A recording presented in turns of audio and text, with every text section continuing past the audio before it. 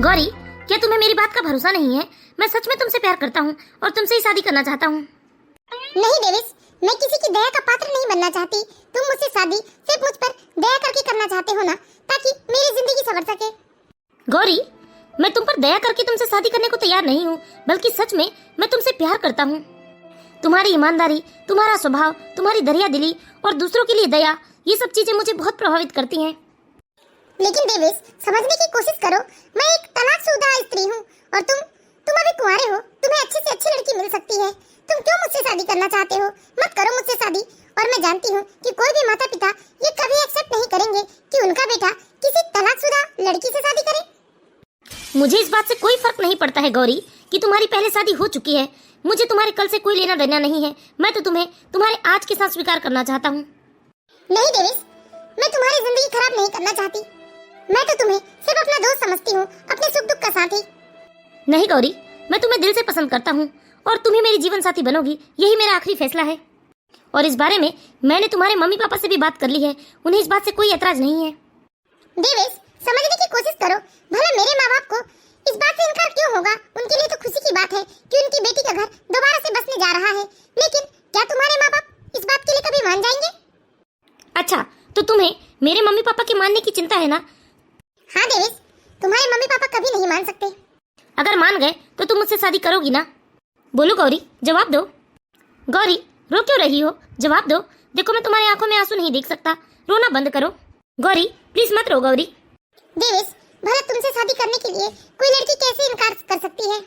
लेकिन देवेश, मैं तुम्हारी जिंदगी। अब तुम कुछ नहीं कहोगी।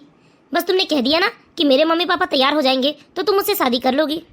ठीक है, फिर वादा रहा, मैं अपने मम्मी पापा को जरूर मना लूंगा। देवेश, एक बार मैं अपने मम्मी पापा से बात करना चाहती हूँ, उसके बाद ही मैं तुम्हें कोई जवाब दूंगी। ठीक है, मुझे मंजूर है। ठीक है गौरी, कल ऑफिस में मिलता हूँ मैं तुमसे। बाय देवेश। ये है गौरी। गौरी की शादी 4 साल पहले एक बहुत बड़े बिजनेसमैन परिवार के एक लौते बेटे के साथ हुई थी। 1 साल तक तो गौरी और उसका पति अपने शादीशुदा जिंदगी में बहुत खुश थे। गौरी बहुत ही सुंदर थी, पढ़ी लिखी थी। जो भी गौरी से मिलता उसकी तारीफ जरूर करता, लेकिन गौरी के पति को कोई भी गौरी का तारीफ करे ये बिल्कुल पसंद नहीं था। इसी वजह से धीरे धीरे गौरी के पति के दिमाग में शक का कीड़ा पनपता गया। धीरे धीरे हालात ये हो गए कि जब भी कोई गौरी से बात करता तो गौरी के पति को गुस्सा आ जाता और वह गौरी को जानवरों की तरह पीटता। लेकिन बेचारी गौरी ने पूरे 3 साल तक चुपचाप अपने पति की मार सही। गौरी चुपचाप सहती रही, किसी से कुछ नहीं कही। लेकिन अति तो तब हो गई जब गौरी मां बनने वाली थी और गौरी के पति ने गौरी के बच्चे को नाजायज कहा। इसी बात की लड़ाई झगड़े के चलते गौरी और गौरी के पति में बहुत लड़ाई हुई। गौरी के पति ने गुस्से में आकर गौरी को धक्का मारा, जिससे गौरी पेट के बल जमीन पर गिर पड़ी और जमीन में गिरने की वजह से गौरी का मिसकैरेज हो गया। गौरी को ये सब बर्दाश्त नहीं हुआ, इसलिए अपने माता पिता की सलाह से गौरी ने अपने पति को तलाक दे दिया। फिर गौरी अपने मायके में आ गई। कुछ दिन मायके में रहने के बाद गौरी ने एक अच्छी नौकरी ज्वाइन कर ली। देवेश और गौरी एक दूसरे के स्कूल के फ्रेंड थे और आज दोनों एक ही ऑफिस में काम करते थे। देवेश तो हमेशा से ही गौरी के व्यवहार से बहुत ही प्रभावित था, इसलिए देवेश ने गौरी से शादी करने का फैसला किया। माँ, आप लोगों ने ये बात मुझे क्यों नहीं बताई कि देवेश ने आप लोगों से शादी की बात की है? माफ कीजिएगा दीदी, लेकिन मम्मी जी और पापा जी को मैंने ही मना किया था कि ये बात मम्मी पापा जी आपको ना बताएं। मैं चाहती थी कि देवेश जी आपसे बात करें, लेकिन भाभी। बेटा, देवेश बहुत ही अच्छा लड़का है, बहुत ही संस्कारी, ईमानदार और बहुत ही सुलझा हुआ है। हाँ बेटा, अरे तेरी जिंदगी संवर जाएगी तो देवेश से शादी के लिए हाँ कर दे बेटा। माँ, अब तो किसी पर विश्वास ही नहीं होता मुझे। नहीं दीदी, आप ऐसा मत सोचिए। सच में देवेश जी बहुत ही समझदार इंसान है और ये जरूरी तो नहीं कि यदि एक लड़का खराब है तो दुनिया के सारे लड़के खराब हो जाएंगे।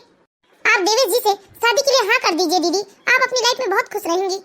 लेकिन भाभी, मैं एक तलाकशुदा स्त्री हूँ और वो कुंवारा है। लेकिन दीदी, देवेश जी को इस बात से कोई आपत्ति नहीं है। हाँ बेटा, हम भी चाहते हैं कि तू अपना एक नया जीवन शुरू कर। हाँ बेटा, जिंदगी छोटी सी नहीं है, कोई नहीं जानता कब क्या हो जाए। लेकिन माँ, क्या देवेश के माता पिता इस बात से राजी हो जाएंगे?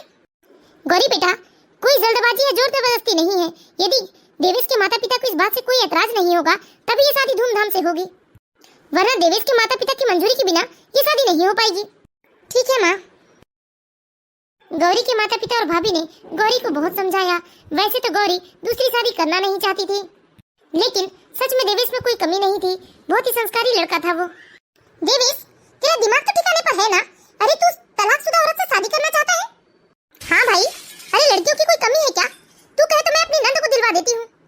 बोल, बता, बात करूँ मैं अपनी सास से? अरे नीतू, तेरी ननद से तो तेरी खुद नहीं बनती और तू उसे हमारे घर लाने की बात कर रही है। कल तक तो तू ही उसकी बुराई गाते थकती नहीं थी और आज तू उसे अपनी भाभी बनाने को तैयार हो गई। देख भाई, बुराई गाना एक अलग बात है, लेकिन तू किसी शादीशुदा औरत से शादी करे उससे तो लाख गुना अच्छा है कि तू मेरी चबरी ननद से शादी कर ले। देख नीतू, तू अपनी राय ना अपने पास रख। मम्मी पापा, गौरी बहुत ही समझदार, सुलझी हुई शांत किस्म की लड़की है। वो तो तकदीर की मार है जो उसके साथ इतना बुरा हो गया। अरे लड़की में ही कोई ना कोई तो दोष रहा होगा, तभी तो वो पहले पति को छोड़कर बैठी है। नहीं माँ, गौरी का कोई दोष नहीं है। अरे तू मुझे मत समझा देवेश, सब लोग यही कहते हैं कि हमारा कोई दोस्त नहीं है। कोई बताता है क्या कि सारा दोस्त मेरा है? देखो बेटा, एक तलाकशुदा लड़की के लिए समाज में तरह तरह की बातें होती रहती है और तुम कुंवारे लड़के हो, तुम्हारी शादी हम किसी तलाकशुदा लड़की से क्यों कराएं? पापा, मुझे इस बात से कोई फर्क नहीं पड़ता कि गौरी तलाकशुदा है। मुझे उसके पिछले जीवन से कोई लेना देना नहीं है। देख बेटा, वो एक तलाकशुदा लड़की है, पता नहीं उसने तुझे कैसे फंसा लिया। भले ही लाख बुराई वो अपने पहले पति के बारे में बता रही है, लेकिन ताली एक हाथ से नहीं बजती।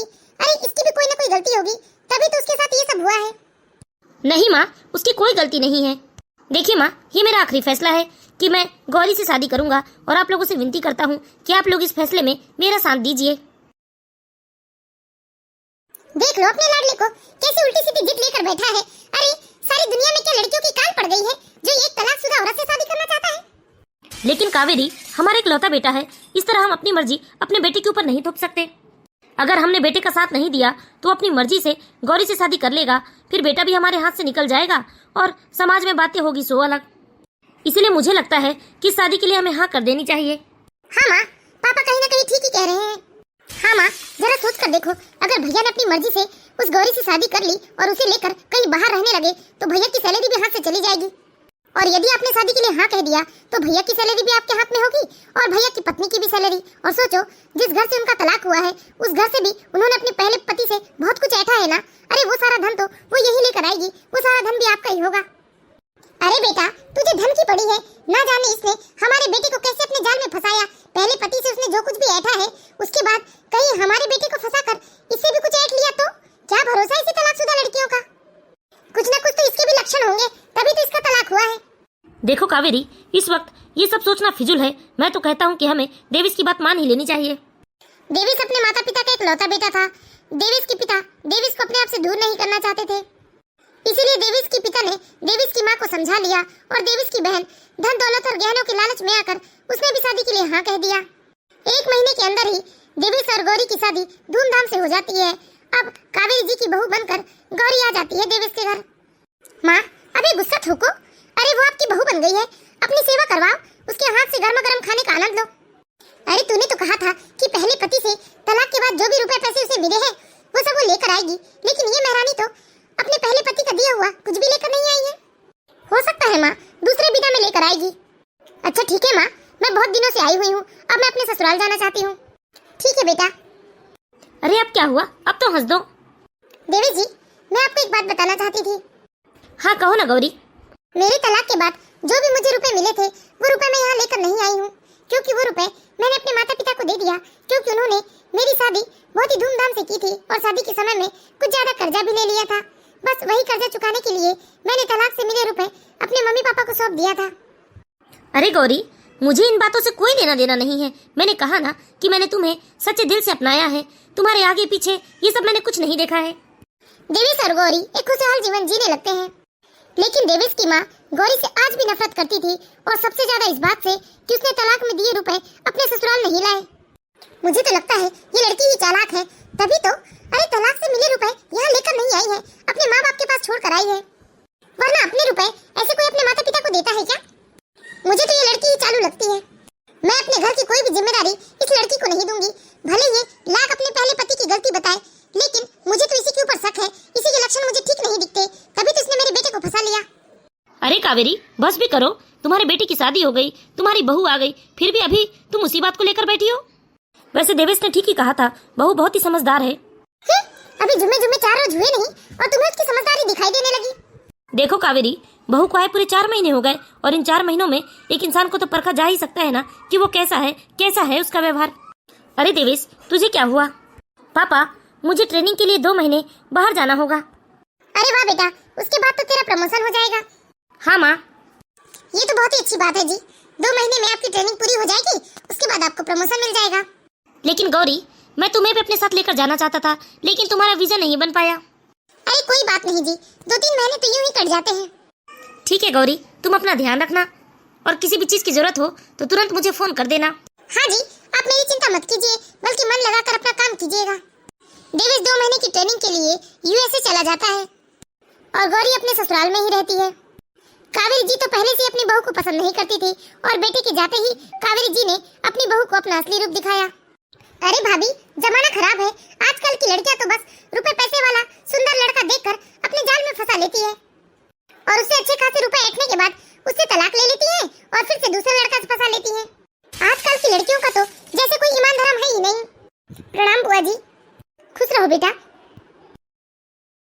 अरे तुझे बहू के सामने नहीं बोलना था ना, उसे कितना बुरा लगा होगा। इसीलिए तो मैंने जानबूझकर बोला कि उसे बुरा लगे। ये लड़की मुझे फुटियाक पसंद नहीं है। वो तो मैं अपने बेटे की जिद के आगे मजबूर हो गई थी, वरना मेरे बेटे के लिए ऐसी बहू लेकर आती ना। अरे अब जाने दे कावेरी, जो किस्मत में लिखा होता है वही होता है। और वैसे भी सच में तेरी बहू बहुत अच्छी है। तुमने इतना कुछ गौरी को सुना दिया, अगर गौरी की जगह भी कोई दूसरी लड़की होती ना तो तुरंत लड़ाई झगड़ा करने पर उतारू हो जाती। इसकी हिम्मत नहीं है कि मुझसे लड़ सके। अरे ऐसे ऐसे शब्द बोलूंगी ना कि सर से पानी पानी हो जाएगी। अरे कावेरी, जाने दे, बस बात खत्म कर। इस तरह कावेरी जी बात बात पर गौरी को नीचा दिखाती, उसे बार बार अपने पहले पति से तलाक लेने का ताना देती। लेकिन बेचारी गौरी किसी से कुछ नहीं कहती और ना ही कोई शिकायत वो अपने पति से करती। वो अपनी सास की बात चुपचाप सहन करते जाती है। मम्मी जी, आप चाहे मुझे कितना भी कुछ कह लो, मैं आपकी शिकायत कभी भी देवेश जी से नहीं करूंगी। और मुझे यकीन है आज नहीं तो कल आप मेरे व्यवहार से जरूर प्रभावित होंगे। मैं आपको अपने प्यार से जीतना चाहती हूँ। इसी तरह रोज रोज गौरी की सास उसे कुछ न कुछ बात से लेकर ताना देते रहती, लेकिन गौरी अपनी सास को कभी पलटकर जवाब नहीं देती। एक दिन की बात थी, गौरी की ननद आई हुई थी। गौरी की ननद अपनी माँ से अपनी भाभी के बारे में ही बात कर रही थी और गौरी भी दूर खड़ी उन लोगों की बातें सुन रही थी। अरे सुन बेटा, कहीं तेरे भाई की गैर मौजूदगी में ये गौरी सारे रुपए पैसे और जेवर लेकर यहाँ से रफू चक्कर ना हो जाए। हाँ माँ, मुझे भी इस बात का बहुत डर लगता है।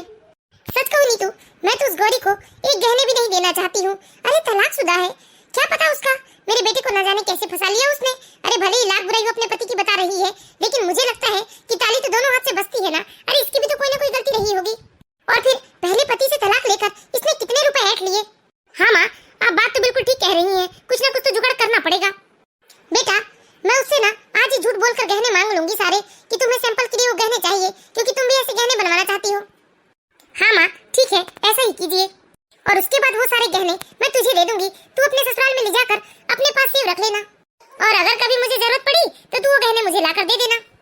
गौरी की सास ने गौरी से धोखाधड़ी करके गौरी से उसके सारे गहने जो अपने मायके से लेकर आई थी और जो गहने उसे ससुराल से मिले थे, वो दोनों तरफ के गहने बहुत ही चालाकी से मांग लेती है और वो सारे गहने अपनी बेटी को ये कहकर दे देती है कि वो गहने उसकी बेटी उसके ससुराल में सुरक्षित रख दे और जब उन्हें जरूरत होगा तो वो गहने वो वापस मांग लेंगी।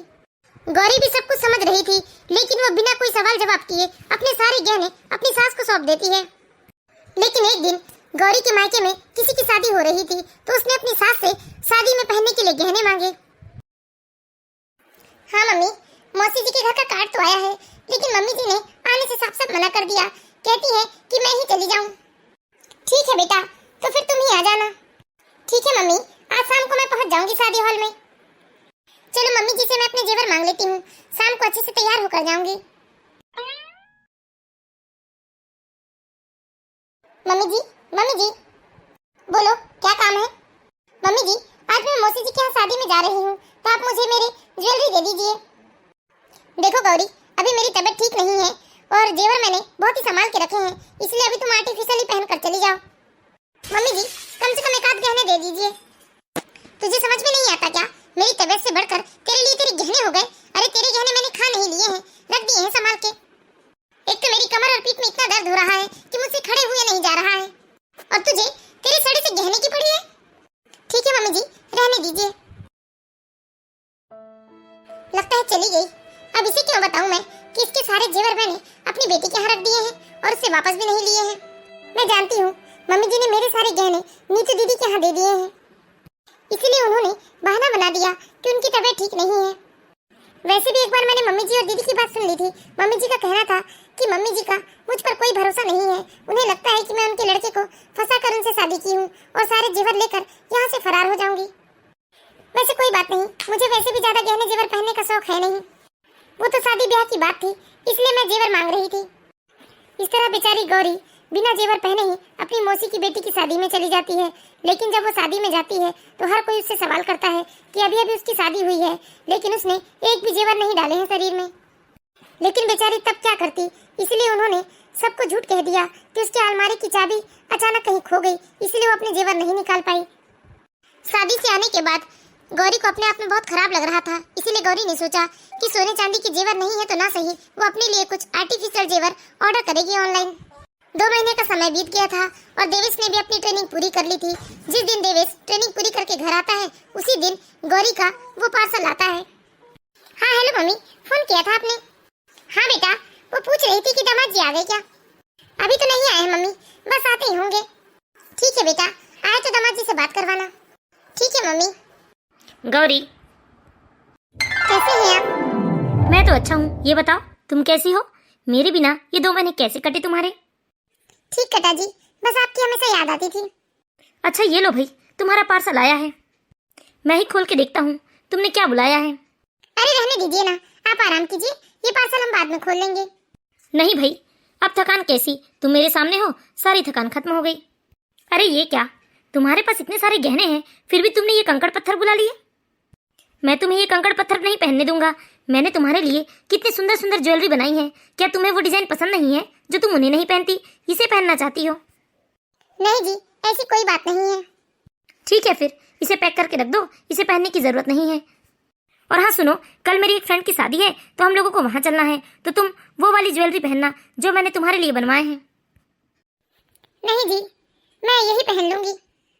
नहीं गौरी, मैं तुम्हें ये कंकड़ पत्थर नहीं पहनने दूंगा। वो असल में वो ज्वेलरी मेरे पास है ही नहीं। ये क्या बोल रही हो गौरी? हमने शादी के समय कितने सारे गहने चढ़ाए थे, अभी हमारी शादी को 1 साल भी नहीं हुआ और वो गहने कहाँ गए? वो जेवर तो मेरे पास नहीं है जी। मम्मी जी ने ये कहते हुए मुझसे जेवर ले लिए कि दीदी को चाहिए सैंपल के लिए, क्योंकि दीदी को भी ऐसी ही ज्वेलरी खरीदनी है। लेकिन वो जेवर मुझे कभी दोबारा नहीं मिले। लेकिन जब तुम अपनी मौसी की बेटी की शादी में गई थी तब तुम क्या पहन कर गई थी? तब मैंने कोई ज्वेलरी नहीं पहनी थी जी। मैंने मम्मी जी से मांगा था, लेकिन उन्होंने कह दिया कि उनकी तबीयत ठीक नहीं है, इसलिए वो ज्वेलरी निकाल नहीं पाएंगी। मुझे तो यकीन ही नहीं हो रहा है कि मम्मी ऐसा कर सकती है। तुमने ये बात मुझे फोन पर बताई क्यों नहीं? आप ट्रेनिंग में थे जी, मैं क्यों आपको परेशान करती, इसलिए मैंने कुछ नहीं कहा आपसे। छोड़ो अभी ये सब, मैं अभी जाकर माँ से बात करता हूँ कि उन्होंने ऐसा क्यों किया। नहीं जी, आप मम्मी जी से कुछ मत कहिए, वरना मम्मी जी को लगेगा कि मैंने तुम्हें भड़का दिया। गौरी, अरे मैं कोई दूध पीता बच्चा नहीं हूँ, और वैसे भी बात करने से ही हल निकलता है, यूं चुप रहने से कोई हल नहीं निकलता। सुनिए जी, मैं जानती हूँ कि वो सारे जेवर दीदी के पास ही है, क्योंकि एक बार मैंने मम्मी जी और दीदी को बात करते हुए सुना था कि मैं तलाकशुदा हूँ, मेरा कोई भरोसा नहीं है, और वैसे भी मैंने तुम्हें अपने जाल में फंसाया है और तुम्हें फंसा कर शादी की है। मम्मी जी को इस बात का डर था कि कहीं मैं जेवर लेकर यहाँ से फरार न हो जाऊं। गौरी, अभी के अभी तुम माँ के पास चलो। देवेश ने जब पूरी बात सुनी तो उसे अपनी माँ के ऊपर बहुत गुस्सा आया और वो तुरंत ही अपनी माँ के पास जाता है। माँ? हाँ बेटा। माँ, ये बताओ कि गौरी के सारे गहने कहाँ हैं? मम्मी बताओ ना, गौरी के सारे गहने कहाँ हैं? आपने गौरी से सारे गहने लेकर अपने पास क्यों रखे? माँ जवाब दो, मैं आपसे कुछ पूछ रहा हूँ। वो दरअसल बेटा वो बात। कहिए माँ, चुप क्यों हो गए, बताइए। वो इसलिए बेटा कि कहीं ये गहने लेकर फरार ना हो जाए। मम्मी, मैं आपसे सच जानना चाहता हूँ, आपके मन में क्या चल रहा है, आप मुझे साफ साफ बताओ। देख बेटा, गौरी पहले से ही तलाकशुदा है, पहले पति से भी बहुत कुछ ऐड कर बैठी है, तो कहीं वो यहाँ से भी गहने लेकर। बस माँ, पूरी बात सुन बेटा, तो यहाँ से गहने और हमारी सारी प्रॉपर्टी के कागजात लेकर कहीं फरार ना हो जाए, इसलिए मैंने इसके सारे गहने और प्रॉपर्टी के कागजात अपनी बेटी के यहाँ सुरक्षित रखवा दिए हैं। मम्मी ये आप बोल रही हैं? अरे आपको पता भी है, इतने दिन हो गए उसे यहाँ आए, एक बार भी आपको अपनी बहू पर विश्वास नहीं हुआ। और गौरी इस घर में है, इसलिए आप डर डर कर जी रही हैं। मम्मी, रिश्ते विश्वास की नींव पट्टी के होते हैं। और वैसे भी गौरी अब आपके घर की बहू है, आपको उस पर इतना तो विश्वास होना चाहिए ना। और इसे धोखा देना होता ना माँ, तो अब तक दे चुकी होती। आखिर मैं इतने दिन घर से बाहर था, और मेरी गैर मौजूदगी में अगर इसने आपके साथ जरा भी गलत व्यवहार किया हो तो आप मुझे बताइए। मम्मी, आप सारे गहने अपने पास ही रखो, लेकिन आपको कहीं भी ऐसा लगता है कि ये अपने फर्ज से पीछे नहीं हटती तो इसके गहने इसे वापस दे देना, क्योंकि ये आपके घर की बहू है मम्मी, और आपकी हैसियत है कि आप इसे सोने के गहने पहना सकती हैं, तो कम से कम इसे पत्थर तो ना पहनाओ। आप इसकी पिछली जिंदगी को कब तक आप उसकी आने वाली जिंदगी के ऊपर रखोगी माँ? डेविस के समझाने पर डेविस की माँ ने गौर किया कि उनकी बहू ने आज तक कोई भी गलत व्यवहार नहीं किया है, बल्कि हमेशा अपना फर्ज पूरा किया है। और डेविस की गैर मौजूदगी में भी हमेशा उसने अपने सारे फर्ज बखूबी निभाए हैं, किसी से कोई शिकायत नहीं की है। कावेरी जी ने सोचा कि उसने तो हमेशा अपनी बहू के साथ दुर्व्यवहार किया है, लेकिन उनकी बहू ने कभी भी उनके साथ बुरा बर्ताव नहीं किया है, बल्कि हमेशा एक माँ की तरह उन्हें प्यार दिया है। इस तरह डेविस की माँ को अपनी गलती का एहसास हो गया। उन्होंने सोचा कि क्यों ना अपनी बेटी को फोन करके सारे जेवर और मकान के कागजात वापस बुलवा ले और अपनी बहू को उसके गहने वापस दे दे। मुझे माफ करना बेटा, बहू तलाकशुदा है। इस बात से मैं बहुत डरती थी। मुझे ऐसा लगता था कि इसने जानबूझकर अपने पति से तलाक लिया है और अपने पहले पति से जानबूझकर सब कुछ ऐठा है, और मुझे लगता था कि तेरे साथ भी कुछ ऐसा ही करेगी, इसलिए मैं ये सब कर बैठी बेटा।